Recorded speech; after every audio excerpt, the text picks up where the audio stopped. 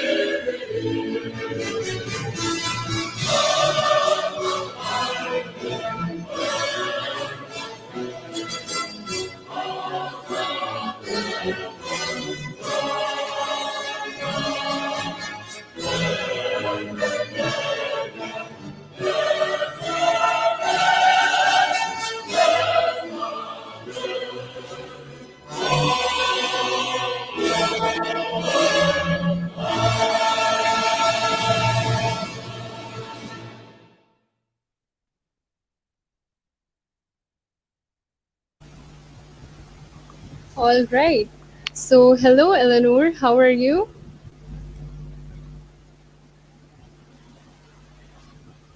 Uh, we cannot hear you. I think your mic is muted.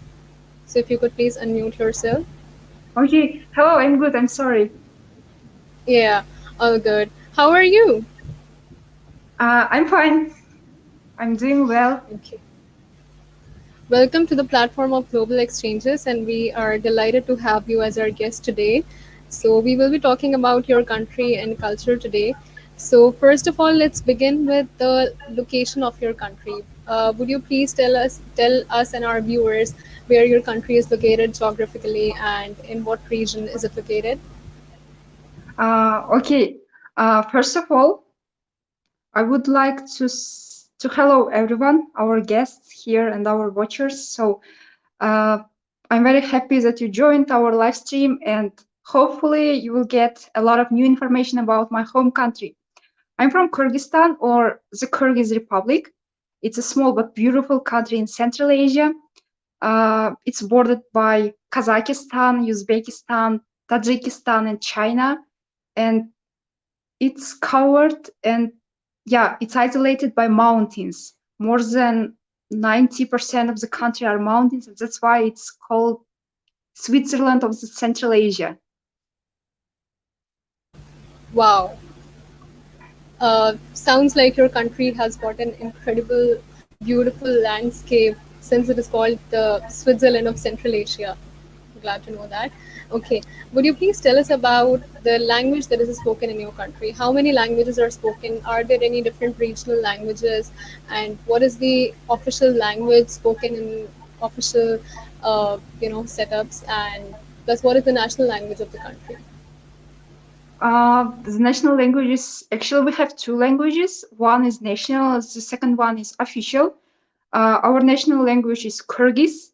The official one is Russian. It's because we were a part of the Soviet Union, and that's why from that time we speak Russian. Yeah, and also we have a lot of kind of dialects in different regions of my country. So,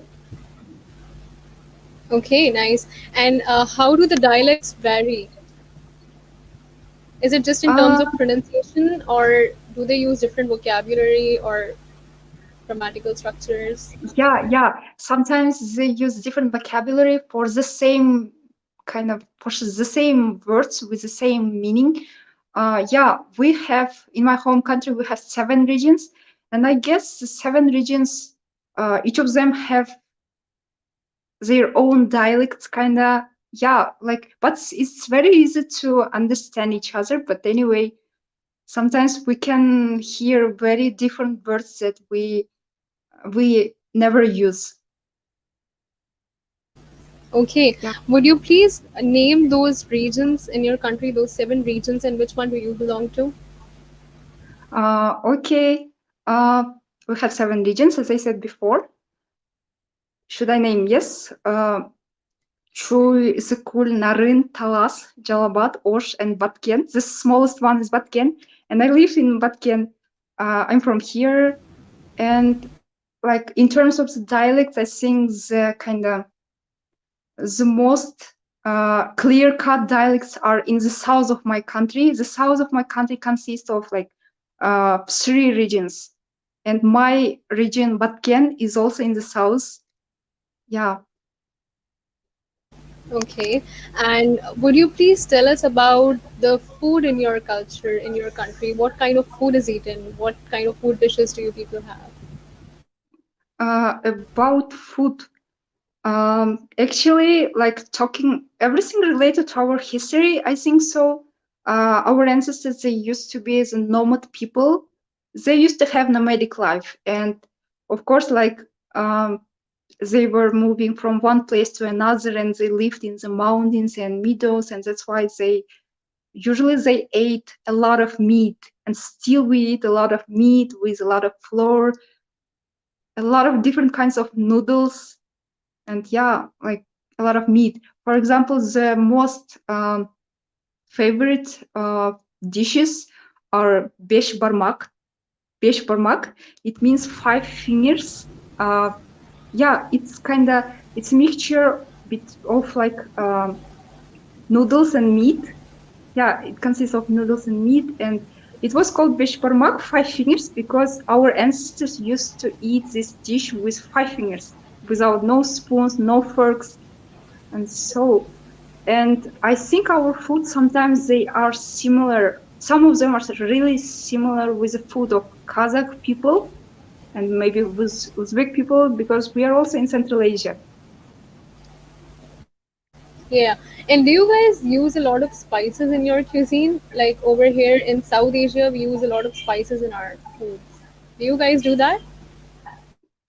Actually, no, no. This is our kind of uh, maybe some kind of feature that belong to our cuisine. We don't use any spice. It's not very popular here. Oh, nice. That's great. Okay, and would you please tell us about the dressing that is done in your country? What kind of attires do people wear? What is the normal cultural dressing of your country? About dressing nowadays, like people, they really try look like the people from the West, kind of American, European, Russian style of dressings. However, still we really try to keep our national dresses, and our national dresses they usually consist of they have some kind of pattern, very unique pattern. Yeah, like they like people from my country, they wear the national dresses sometimes in their like in very important events like weddings or other stuff. And yeah, the clothes that still uh, we have different kinds of like coverings for like coats and oh my goodness. Yeah, we have Mm-hmm. different kinds of clothes, yeah, and dresses. And Okay, so I um, see the um, attire is yeah, suited according to the temperature in your country. Yeah, since you told us that your country is a cold region. Okay, nice. Uh, Yes. what are some interesting aspects about your country regarding tourism or Regarding tourism, tourist attractions that are popular? actually, my country has more than 400 rivers and lakes, and that's why it's very popular for kind of among tourists to visit those lakes and rivers here. Not only tourists, but local people also like visiting those places, and also they really like uh, visiting forests. We have a lot of kind of walnut forest, for example, in the southern part. Uh, yeah, we have some. You know what? From the ancient times, Kyrgyzstan was in the like as a part of the Silk Road. Though our country was protected by the mountains, it was a part of the Silk Road, and that's why a lot of people from the ancient times used to come and cross our country. And still people from other places they can come to Kyrgyzstan. And Kyrgyzstan, the main thing is that Kyrgyzstan gives an opportunity to visit it without any kind of visa. It's kind of visa-free territory. If you get a desire to come, you can just come. And our people are very hospitable. They really like having and meeting guests, and they will be very happy if you come. Okay, so if I want to visit you in your country, I don't need to get a visa over there, right? Yeah, you don't need. Yeah. Okay, nice. That's great. And what is the currency in your country? What? I'm What is the sorry. currency of your country? The currency, money, Oh, okay. kind Yeah. of currency Uh, yes, is we used. use SOM. It is called SOM, and we use it from 1993, I guess. Yes. And about kind of currency and money, um, I think like just in comparing to dollar and to other like euros, SOM is very kind of cheap. It's very cheap here. You can buy anything what you want. Yeah. Oh, nice. And can you please name some places that are famous tourist attractions or famous tourist spots or places that you would recommend us to visit? I would recommend you to visit this city in the southern part of Kyrgyzstan. It's the city, like the capital, even I can call it the capital of the southern part. It's called Osh. Yeah, it's kind of popular place, and actually, it's very old city. I guess it's 3,020-year-old city. Like it's a peer of Rome in Italy. And so I would recommend to visit Osh, and I would recommend to visit the lakes.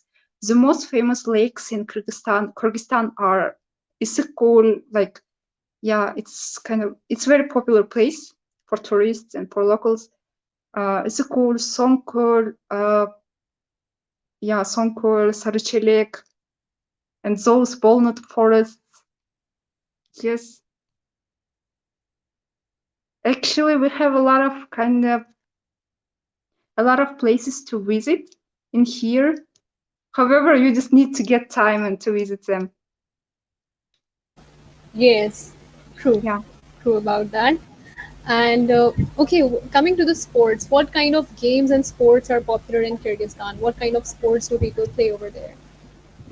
Uh, about sports, like again, like our ancestors, they were nomad people. They used to live in the mountains, and so they connected their life with the horses and with kind of animals who live also in the mountains. For example, with some kind of dogs, which are called taigan, with eagles, and with other such kind of animals. And so our even our national games usually they are also played with these animals. For example, we have a game which is called Kukburu. I think in Kazakhstan, Uzbekistan, and even maybe I've Pakistan or seen. Afghanistan, yeah, they have the same game, but it has a different name probably. Kokburu. It's played with horses. It's like a Okay. mixture between like polo and football. It's just an example. Yeah. Okay, nice. We have a question over here. So Asim wants to know about the famous festivals or popular cultural festivals in Kyrgyzstan. Uh, I think popular festivals. The most popular festival probably is the celebration of Nowruz. Or I know that in Afghanistan and in other Muslim countries, Nowruz is called Nevruz. Yeah, it's kind of it's very common to celebrate Nowruz here in Kyrgyzstan too. Usually we prepare a lot of dish and we meet a lot of guests, and this festival and holiday just unites people. Okay, nice. Yes, so some people over here in Pakistan also celebrate Nowruz. Yeah, so we are familiar with the festival. Nice. Cool. Yeah. Okay, coming to your studies, what is your major? What do you study? I'm a junior student. My major is English language and literature. Okay, and in what institution do you study? I study at the Kyrgyz Turkish Manas University. Yeah, Kyrgyz Okay, Turkish nice. University. Yeah, and I came to know that you have been a UGRAD alumnus. What year was it? It was last year. I spent there full semester. Mm-hmm. Yeah, Fall 2019. yeah, 2019. Yes. Nice. What was your host institution? Where were you placed? My host institution was Augustana University. It was in South Dakota. South Dakota. Okay, Yeah. nice. And how Yes. was your experience as an exchange student over there? My experience was just unforgettable. Yeah, just unforgettable. I changed a lot. I think so. It was the most important, the best part maybe of my life. Yeah, it changed me a lot. It changed all my views, and I learned a lot from the people whom I met there, and it was great. Nice. And was there something peculiar or strange that you discovered about American culture? Something that you found surprising or unknown to you? Of course, yes.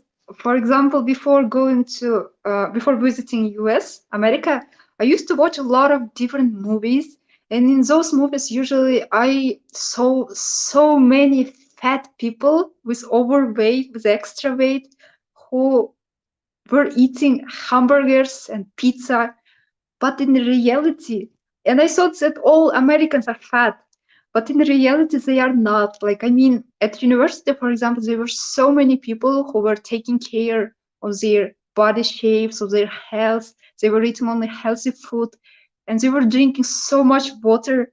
And after meeting those people, I also started drinking more water. And also in those movies, I I don't know. Maybe I just watched some kind of unsuitable movies. I don't know. I saw a lot of criminals. I mean, American criminals, and I used to think that all Americans are kind of aggressive, but in reality, they are very friendly people. They smile a lot. They're always ready to help, and I really like their feature. And I decided that I also need to smile more and share with my positive thoughts with other people. Yes, Yeah. true that. Okay, so we have a question from Jezebel, and she has commented all the way from Nicaragua, and she wants to know what was that thing which you enjoyed the most during your stay in the United States? Um, I think it was connected with the volunteering. I really love volunteering. Even in Kyrgyzstan, I do it. However, in Kyrgyzstan, it's not very popular. No, we have a lot of volunteers, but anyway, it's not very popular. And usually only young people, they volunteer. However, in US, I met uh, different kinds of volunteers. They were elderly people, they were retired already people, they were just teachers, they were students, even just children. I was so surprised when I met a volunteer, like, I don't know, volunteer elementary school students. I was so surprised. And one more thing is that when I was volunteering there, it gave me an opportunity to learn more about American lifestyle and American people. And about, I lived in a state of America which had different kind of ethnicities. Like there were a lot of native people, for example. However, at university, I could not get an opportunity to see many natives. But when I was volunteering, for example, I saw a lot of native people. I talked to them, for example, and I learned more even during my volunteering positions, yeah, volunteering job, and I really loved doing this job. And one more thing is that volunteering job is really appreciated, and the government also gives a lot of kind of privileges to, like, exactly to volunteers, and it's very cool. I think so. Yeah. Plus, it provides you internal happiness that you are serving your community, you are being a responsible citizen, and you are providing services to the community that you are living in. So, what kind of volunteer services did you provide as a part of your community service project? Okay. I used to serve a meal in one place which is called the. I don't remember the name actually. I could not remember it. Okay. I used to serve their meals for homeless people, for people, refugees, and I met I met different people. They were poor, but I helped them and I learned them a lot. And I also worked as a mentor for a middle school student, one girl. We used to meet every week. We used to meet in one day and to talk. Yeah, we talked a lot. She was very friendly and good girl.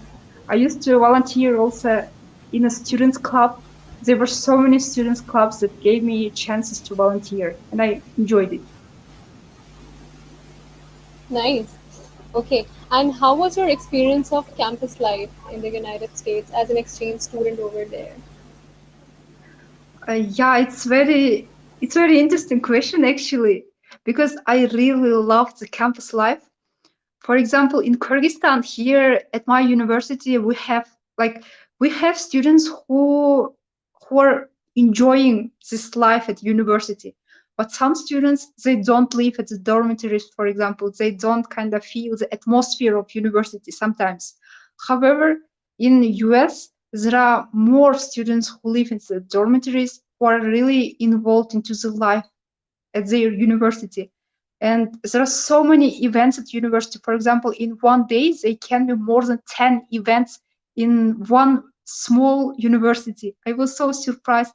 And students also were so active.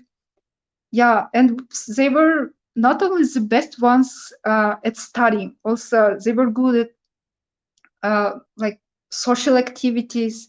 They were good at everything. I really admired them. I enjoyed my life at the dormitory that gave me a chance to talk to different people, to communicate with different students. Yeah, it I expanded. completely agree. When you study at an institution in the United States, whether it is a community college or whether it is a state university, Yeah. they give you endless opportunities to explore your talents, to explore your knacks, and apart from that, they uh, introduce you to many activities to keep you busy.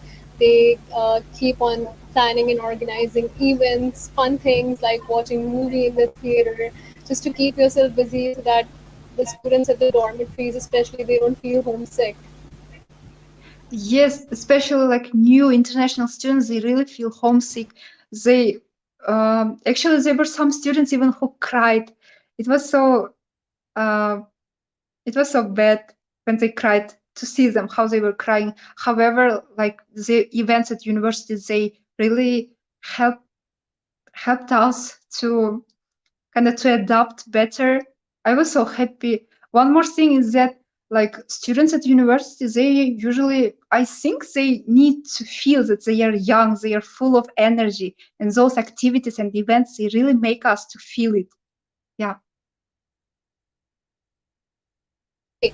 Uh, since you mentioned one of these, I would like to ask you more. Were there any more misconceptions regarding Americans that you previously had before you had the experience of living in an American community as an exchange student and exploring the local community over there?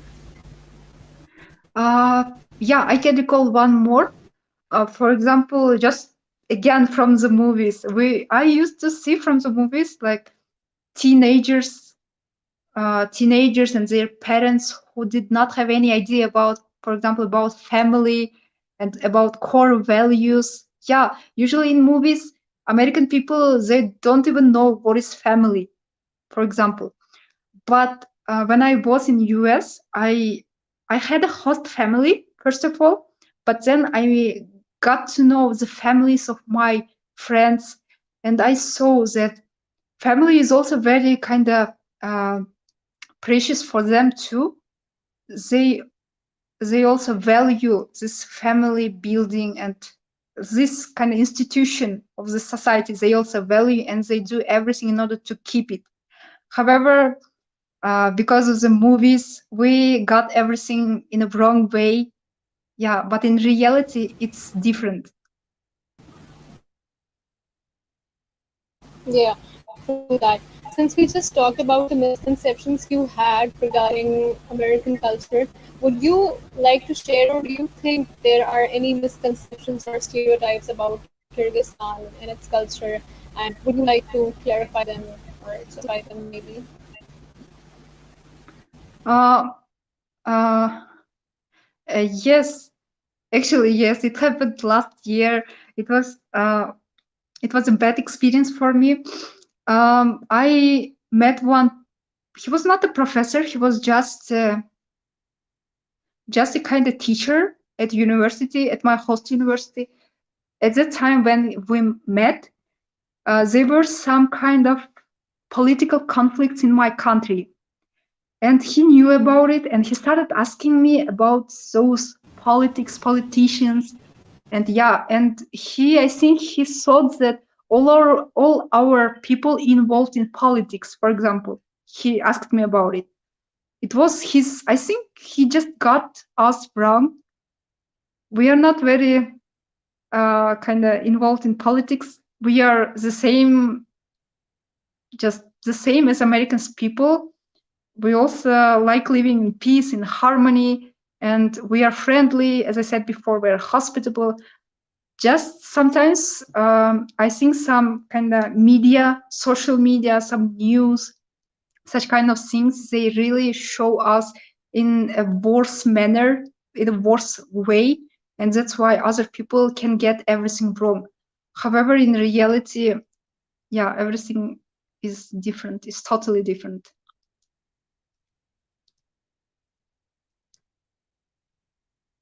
Okay.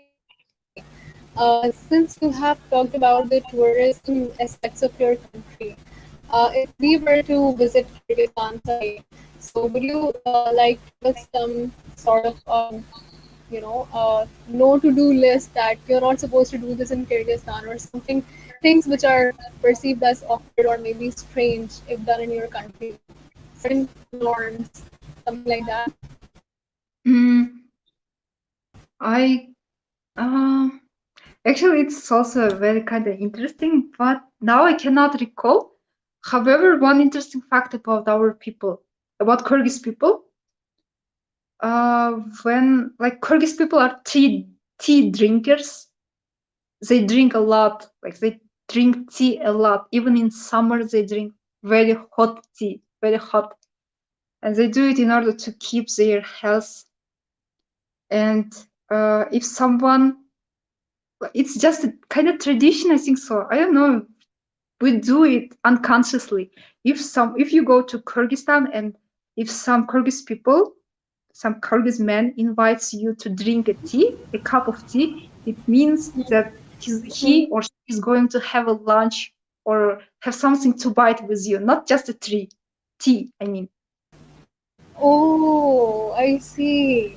Wow, Uh, that's very generous and hospitable of them. That when they offer you tea, they are not just offering you tea, but yes. something as a side snack or maybe some meal as well. Wow, that's really great. That's an example of the hospitality that you are talking about. Yeah. Okay. And I, how do you feel as a cultural ambassador? as a cultural ambassador, uh, I feel a huge responsibility because um, yeah, because when I met when I met American and other international students for the first time in my life in the US, they started asking me different questions, and at first felt myself like lost. I got lost. I did not know how to answer, but I was aware that each of my answer would kind of help them to know about my country. I was serving as a face of my country. It was pretty hard. However, I think I tried my best, uh, and I was encouraging them to kind of to learn about not only about Kyrgyzstan but also Central Asian uh, nations, Central Asian region too. And I was the face of the whole region probably. And yeah, I felt a responsibility. I think we Okay, have nice. questions. Yes, And did I you think did we you have find any questions. differences in the sorry? Uh, we have a question. Yeah, we do have a question. Yeah, I read that. So Jezebel wants to ask you, what was the biggest change that you noticed in yourself after coming back to your country? After coming back to my country, I felt that I became kind of more friendly, more open-minded, and more optimistic. Yeah, like yes. And as I said before, I started drinking more water. I started smiling more since I don't know about other countries in other continents, but in Asian country, I know that for example, let's take Korea or China, or let's take the Central Asian region. People do not smile a lot. They are very friendly, they are very good people, but they do not smile a lot, for example. But after coming back, I started doing it very often, and it was a great change. And also, I felt that after coming back, I really need to share my knowledge with other people. Before, I was just volunteering, I was just talking to people. However, only after getting that experience, I decided that I need to tell other people, to tell my people, our people, that we have um, we have to work, we have to study, we have to improve our lifestyle. This was the best change in myself.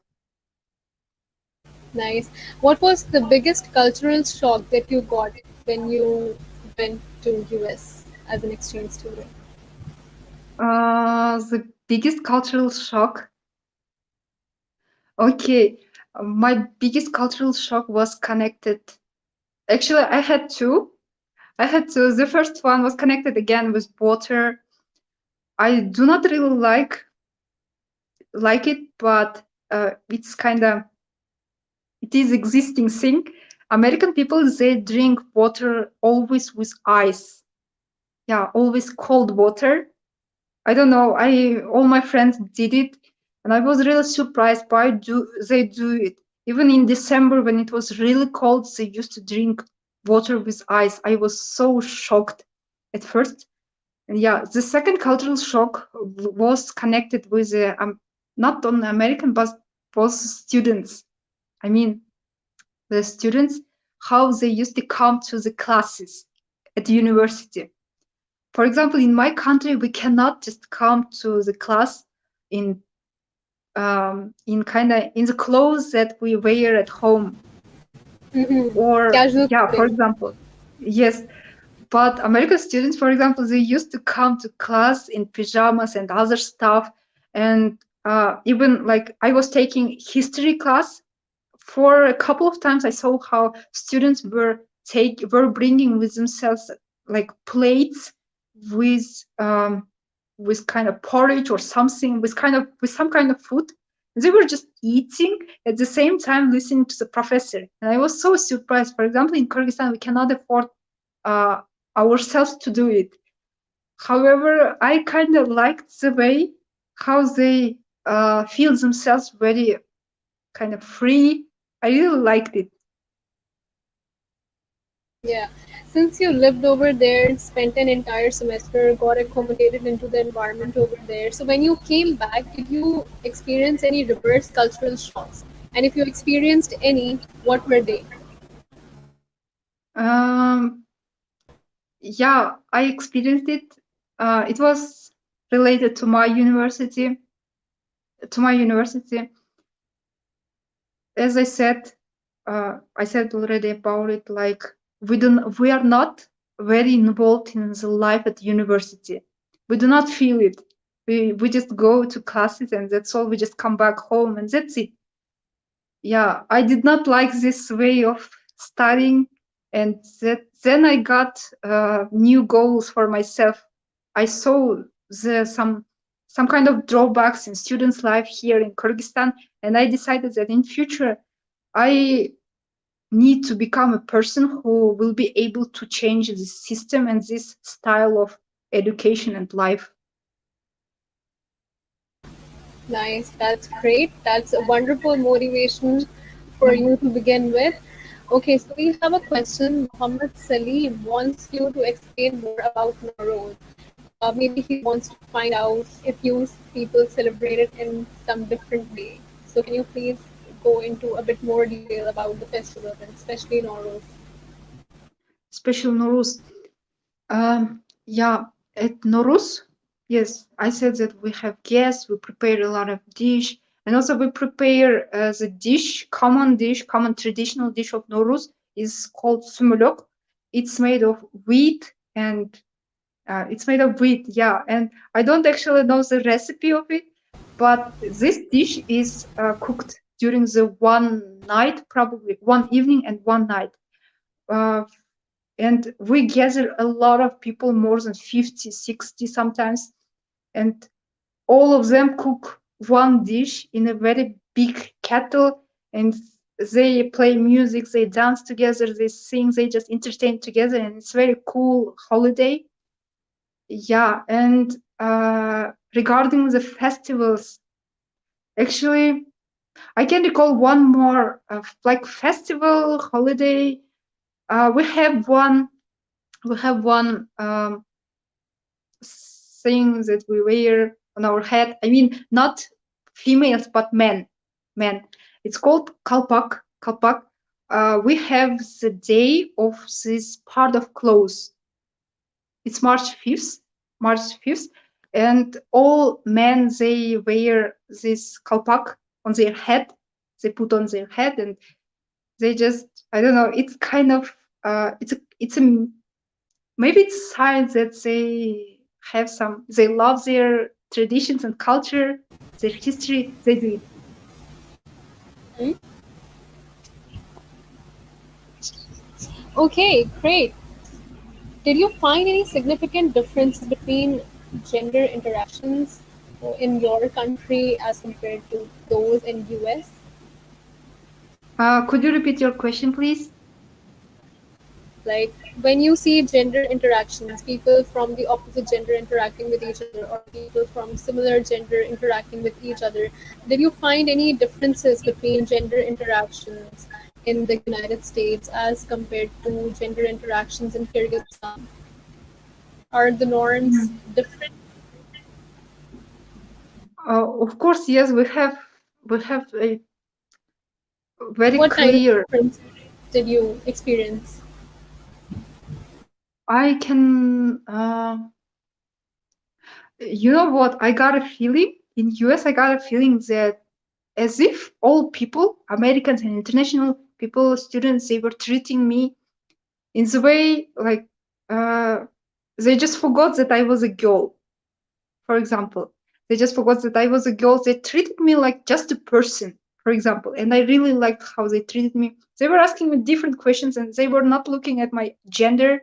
And even when I went to the banks, to the hospital, to some places, they were just calling me Elianur and doing like asking me some things, and that's all. However, for example, in Asia, when you come here, you always you do not you cannot forget that you are a girl. Yeah, sometimes, and we have some problems with gender inequality and such kind of things, and we are on True our that. way. Yeah. True that. I agree with that, and we are progressing, and there's a lot more Yes. way to go. Okay, Yes. and okay, since we talked about you being a cultural ambassador in the United States and representing your country, what responsibilities do you think a cultural ambassador has? Um, I think my main responsibility now is to tell other people um about the importance of studying and trying, working, and going abroad to get a new experience. I think so. And yeah, and I think I need to explain our people that despite the difference between cultures and languages, histories, mindset, and traditions, all people can be can live in peace and harmony. I think as a cultural ambassador, I need to explain them. I need to work on some project whose main mission will be exactly like connected with this thing.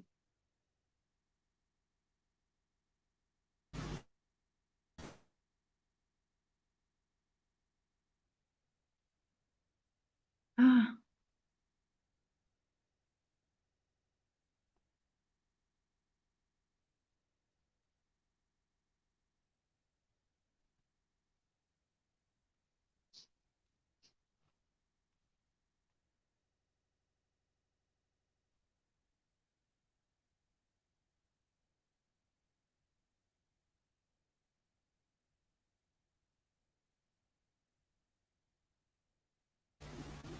Oh, sorry, I did not notice I was muted yeah, all this long. Yeah, you're right that actually cultural ambassadors can help promote harmony and peace between two different nations, two different countries by getting to know their culture and telling people about their own culture and clearing any misconceptions or any stereotypes you have about the other culture or country, or if those people have any misconceptions or stereotypes about your culture or country, and you can be a living example to represent your culture and country over there and be a good one. yep, you're right. Yes. Um, yeah, like we should not forget that when we are in our home country, we are the face of our family. Yeah, we are the kind of indicator, the presenter of our family. When we go just outside of our home, people looking at us, they will learn like who we are, from which family we are. They will learn about it. But when we go to other places, to other countries, to foreign countries, people in those foreign countries, they know about our home country just looking at us, and we should not forget about it. I think so. And yeah, you are right about like um kind of we should just destroy all misconceptions in order to build better community. Yeah. Yeah. By the way, did you ever get a chance to meet any Pakistani Uh, friend or any Christians yes, in person? actually, last year when I was studying at my host university, I met a girl whose name was Maria Yunus. She was from Pakistan. She was global UGRAD student.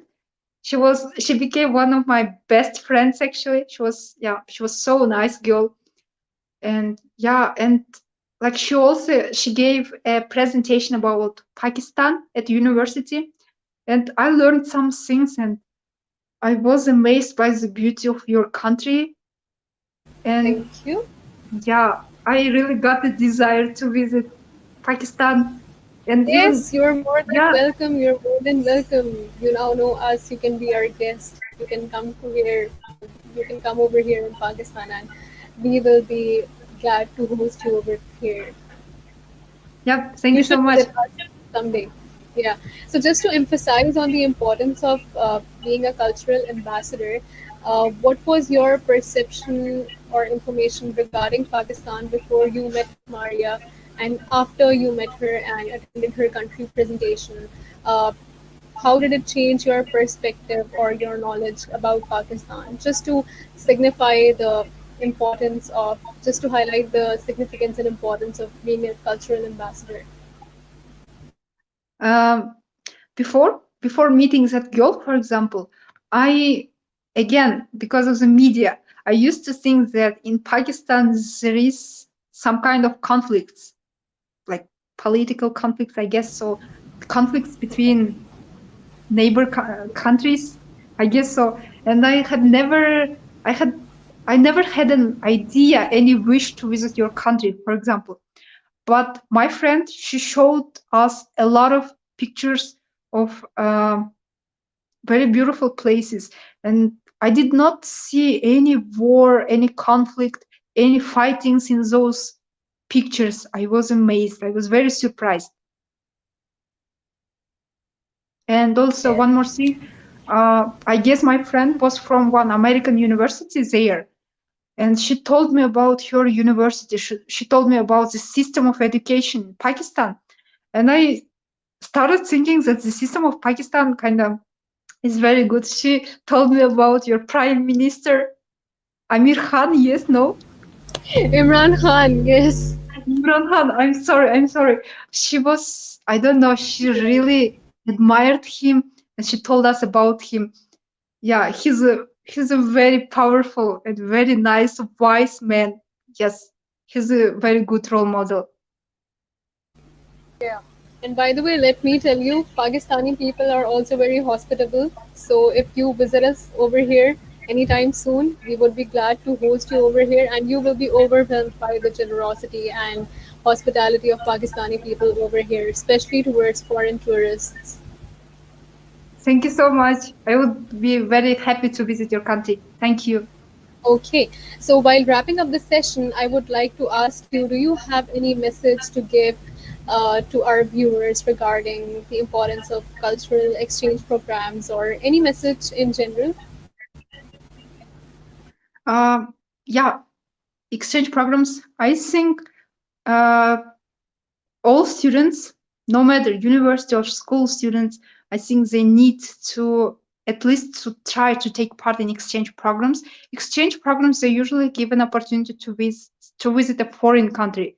A foreign country can be a new chapter of their life, a new chapter, a new experience, and new friends, new events, new discoverings, and so it's very interesting, especially when you like traveling. It can be very good. Uh, for example, see here, like we are cultural ambassadors and we got to know each other, and now if I decide to go to Pakistan, I can just text you, for example. It gives a lot of chances to meet different people who can host Yes. you, at least. Yeah. Yes, true that. Plus, one more thing that you get a global perspective of things. You learn how to see things, how to see different situations out of your cultural frame, like just to analyze a situation while being neutral. So you get more open minded, you learn many new things, you experience many new things, you explore places, and you get to know a different culture, and it changes your thinking perspective, your thought processing. So it's very important to evolve as a person, to evolve your thinking. Yes. Yeah. Okay.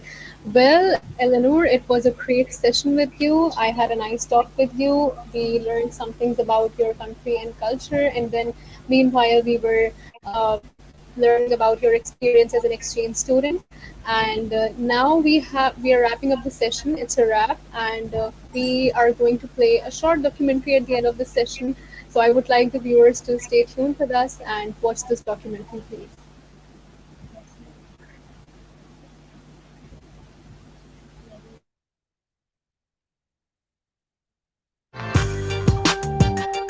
Admit it, when you see this word, you're clueless. How do you even begin to pronounce it with all those Y's and Z's? The country is called Kyrgyzstan, and it has one of the most fascinating cultures and natural landscapes I've ever seen. Also, very friendly people like my new local friends, Gulamidinova and Ruslan, who guided me around the city for a few days. Here are 8 amazing facts about Kyrgyzstan that you need to know. 1. 94% of the country is covered by mountains, with the highest peak reaching 7,439 meters. Their tall white national hat symbolizes the year-round snowy mountaintops. 2. Kyrgyzstan is in Central Asia and borders China to the east, Kazakhstan to the north, Uzbekistan to the west, and Tajikistan to the south. 3. The national flag has a 40-ray sun because our nation consists of 40 tribes that was united together by Manat. 4. It has over 3,000-year-old history, with many key trading points along the ancient Silk Road. 5. Its wide-ranging climate can reach 43 degrees Celsius in summer and 30 below in winter. 6. They are nomads by nature, and until now, 63% of the 6 million residents live in the countryside. A common living place for Kyrgyz nomads is in a yurt, or a round white tent covered with skins and felt. 7. Kyrgyzstan is not yet touristy. Only 1.25% of the country's GDP comes from tourism, a lower percentage than 174 other countries. 8. It's visa-free for people from more than 50 countries to stay for up to 60 days. With all that being said, don't miss out on any opportunity to visit this amazing country and experience the unique culture with your own 2 eyes. I'm Drabinsky, and if you like my travel videos, please click subscribe and join me as I plan to visit every country in the world. Cool. Wow, that was so cool. Yeah. I might visit you someday in Kyrgyzstan whenever I get the Yeah, chance I to. will be very happy to host you. Cool. Thank you so much. It was a great session with you. And now we wrap up the session. Thank you so much for inviting me to this session. It was a great Yeah, talk. it was an honor for me, and thank you for our viewers for their questions. Thank you so much. Thank you.